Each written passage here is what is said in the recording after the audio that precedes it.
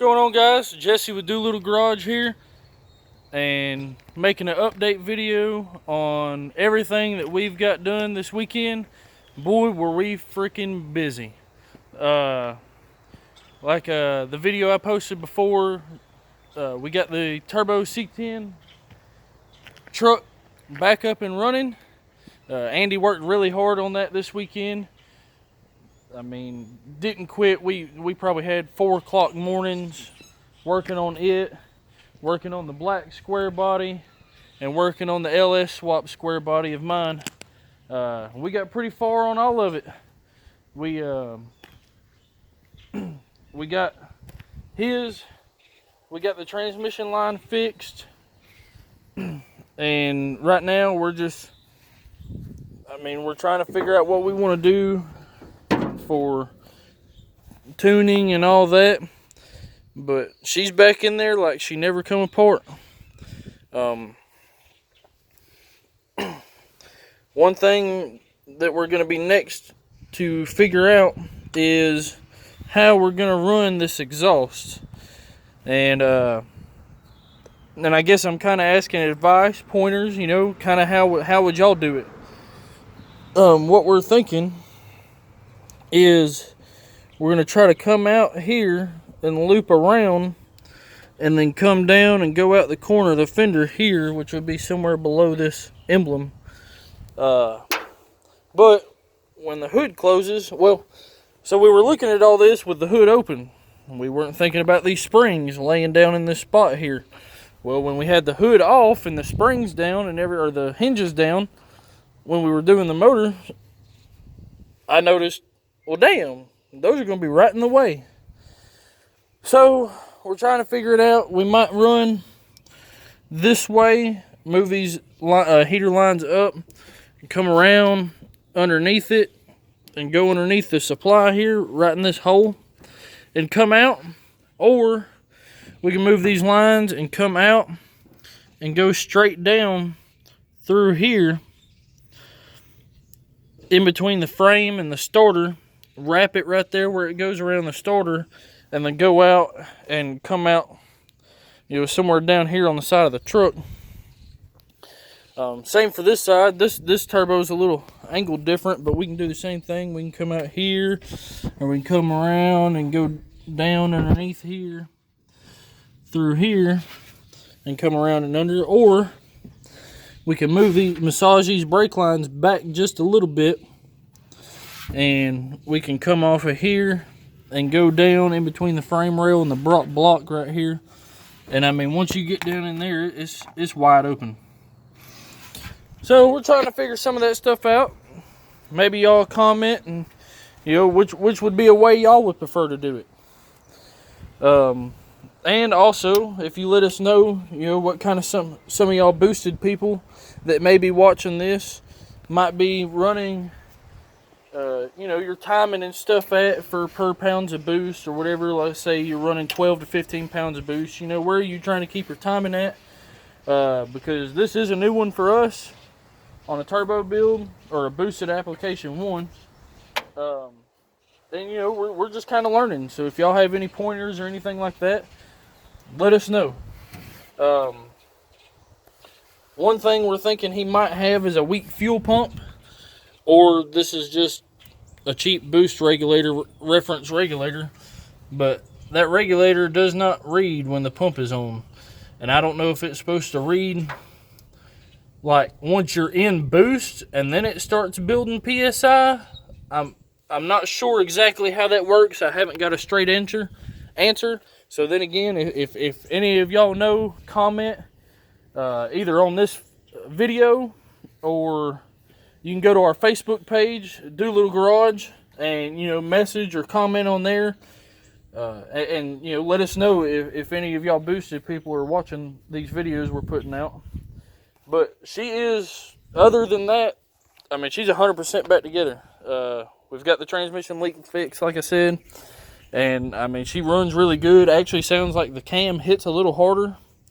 And we cleaned up stuff a lot. We cleaned it up. His old vacuum line for his Turbo 400 used to come up and on top of the motor and then come around, and I didn't really like the way it looked. And we squished his other copper line when we set the motor on the ground. It accidentally got caught underneath the oil pan. So now we got it running right through there. You can see it just under the starter, and it's coming up, and we got it going under the motor mount here and then up the side of the motor and then loop straight in. I like the way it looks. It looks a little cleaner. When we put the intake back on, instead of having these wires just running down the intake here, we actually found out that if you removed the spider steam vent for these LS's and put the newer style block off with the front plate, which we put his in the back, the crossover in the back instead of in the front, these wires actually sit right underneath the intake and plug in and go through this hole on this carburetor intake.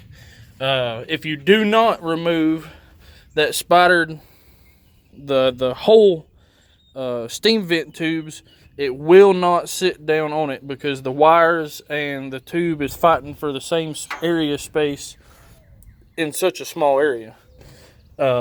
So if you remove that and you have this kind of intake just to clean it up, I think that's why they put those holes there. I'm not sure.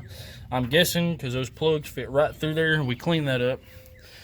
We had his MSD box mounted there. Well, I mean, it's supposed to go on the intake right there, but with this carburetor, it was hitting, so we had to offset it. And then we didn't like it, so then we rerouted it over there. You can probably see in previous videos. But now we have actually ran the wires into the firewall here. We're going to get a grommet to go around that. We cleaned up the wiring a lot. And then we come into the truck and mounted the MSD box just above the heater area. Yes, I know there's wires going everywhere. We still got to go through all this, so calm down. But we did that, and it's coming together nicely. We'll probably do a little bit more work on it this weekend. He's really wanting to work on his car, try to figure out what's going on with it, and we'll do videos on that too. But yeah, that's where we're at with the Turbo C10. Let us know about the exhaust and all that stuff. The 85 Silverado we brought home, that actually his girlfriend purchased. It's a pretty clean truck. You can see it off the trailer now. Looks good. We actually figured out what motor was in this. When we got it, it was just kind of all in shambles.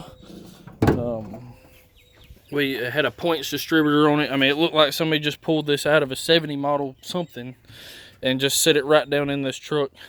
I mean, the torque converter bolts weren't even in it, for goodness sakes.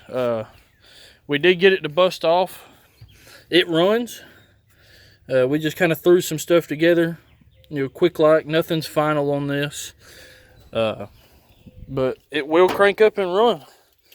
So I'm going to crank it up real quick for y'all. We did find out it's a small block 400 in this truck. Out of a 70 model, maybe a C20-ish, maybe a car. Not sure. But it is a small block 400. Let's see if it's going to start for us.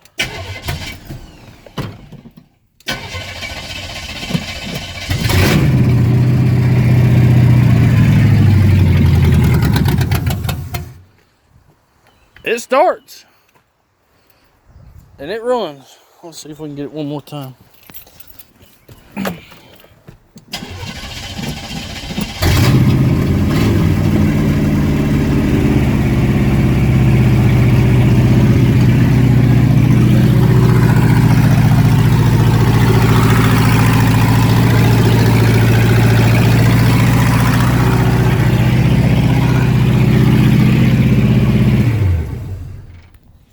Start and run. So we're getting a little closer on this. Didn't want to run it too long, no water or anything like that in it. We are going to have to change the manifolds in it on it because you cannot get the dipstick tube in the area of which those manifolds are. I don't know why. Actually, probably because this truck had a 305 in it from the factory. and the dipstick was on the passenger side, to where with this 400 it's on the driver's side, and I don't think they changed manifolds. I think these are the manifolds off the truck. That's where we are with this. It runs now. We actually moved it from in front of the garage where the Camaro is sitting now to there. It needs a little bit more transmission fluid.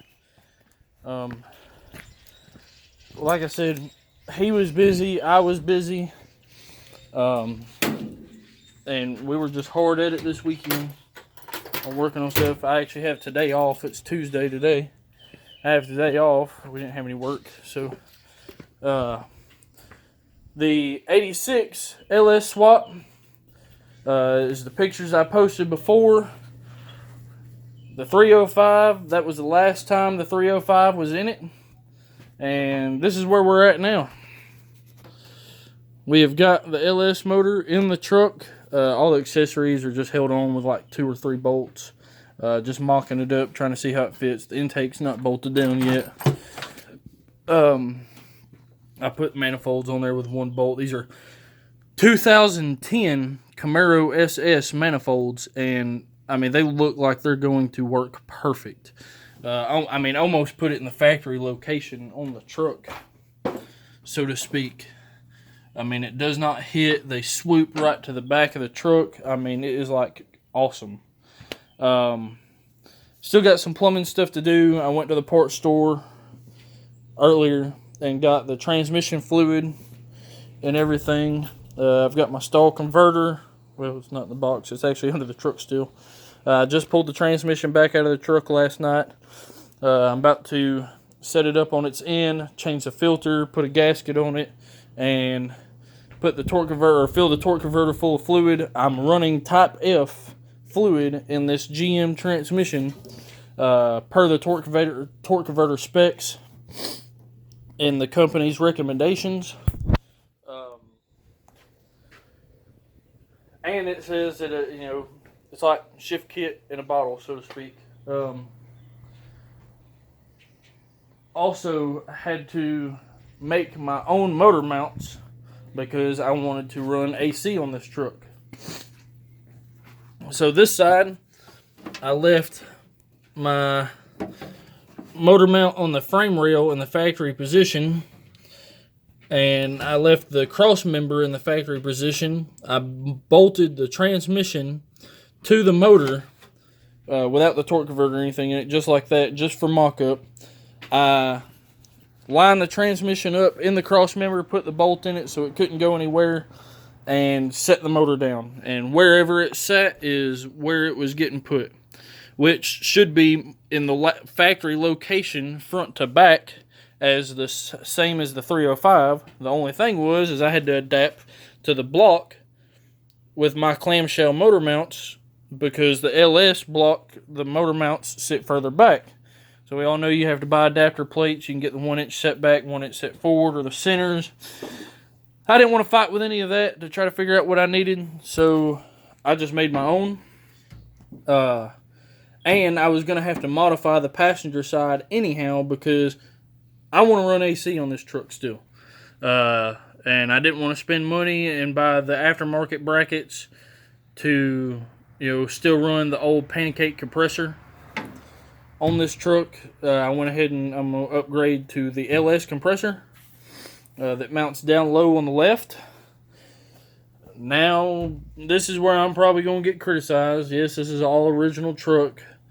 I had to cut the frame. Had to cut the frame to run this lower AC compressor. I'm going to fix it. It's going to look like it was factory, so to speak. I'm going to go in and plate it off, reinforce the front of the frame, just because I know these frames are already weak from the factory and bad about cracking over by the steering box. So I'm going to get all that fixed, so let y'all take a look at it. So I had to notch the frame right here. Well, shoot.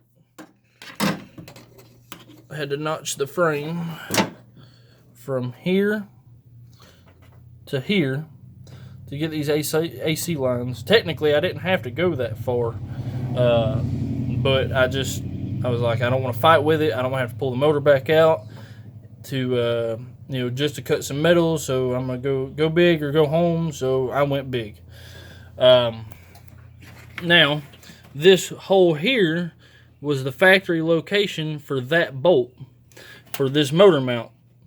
All I did was slide it back. I mean, you can see about 1.75 inches, 2 inches ish. Slid it back. There was actually a factory bolt hole on the bottom of the K-member that lined up. So there is 3 bolts holding this in, which is how it was when I took it apart. So, and this is the reverse side, so there's not going to be a lot of torque picking up on this side. I'm happy with it. The motor sits in there level. I mean, it's kind of sagging back right now because I got a ratchet strap holding it up because the transmission's not in it. But, I mean, it looks like everything's going to stack right back in here. I mean, the fan's about where the factory one was. The fan shroud, it covers right up to it. Nothing's going to hit. I mean, everything is going together surprisingly smooth. Let's see if I can get some light in here for y'all. Nope. Alright. But that's what I had to do with that. Had to make my motor mounts over here also. I cut the bracket for the AC on the back so I didn't have to cut this bracket, because if I wouldn't have, I'd have had to cut this bracket, and I'm trying not to cut on the truck as much as I don't have to. So I cut it, and then I used the piece. This right here has to have a spacer on it, so I used the piece that this went off of and cut it off and just put it behind it to space it out so it sits, straight this way. Because if not, it's going to try to pull out like this, and it will not work. I can go into way more detail on that if y'all want me to. Let's go take a look at how these manifolds are going to work, if you can see. Let me plug this light up real quick. Oh. Alright, let's get under here real quick.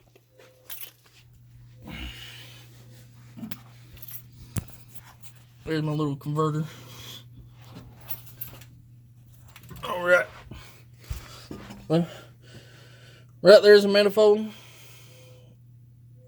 I mean, it's nowhere near touching.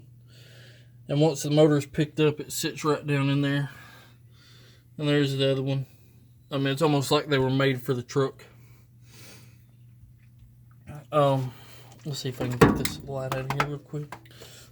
Let y'all see the motor mount. So right there is where I made my motor mount plates. Drilled 2 holes there. The keys are digging in my side. You see I got a little ear hanging off the K-member for the bottom, but there is a bolt in it right there. So there's a bolt in it, and then I got the 2 up top. Yeah, I mean, that was the most time-consuming spot, was having to make the motor mount so I could run AC. Same on that side. I had to make the brackets and stuff.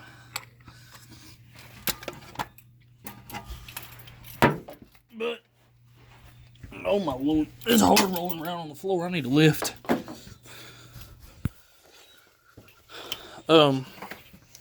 But yeah, that's where we're at with that.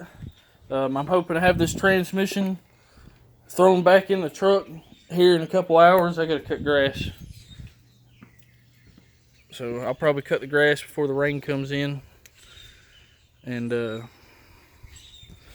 I'll get to working on putting this transmission back in and buttoning up the bottom side of the truck so I don't have to roll around underneath it anymore. But if y'all have any recommendations on the turbo C10 build, like I said, comment, go to our Facebook page, Doolittle Garage, let us know stuff. Let us know what y'all might want us to do. Let us know ideas that y'all have done that might help us out better. And hopefully we'll have everything buttoned up, and all I'll be down to is wiring on this thing after this weekend. And I think that's pretty much it, guys. I'll wrap up this video here and just say thank y'all. We're getting the subscriptions up some. Let's keep on getting them up. And as always, like, subscribe, comment, and thank y'all very much.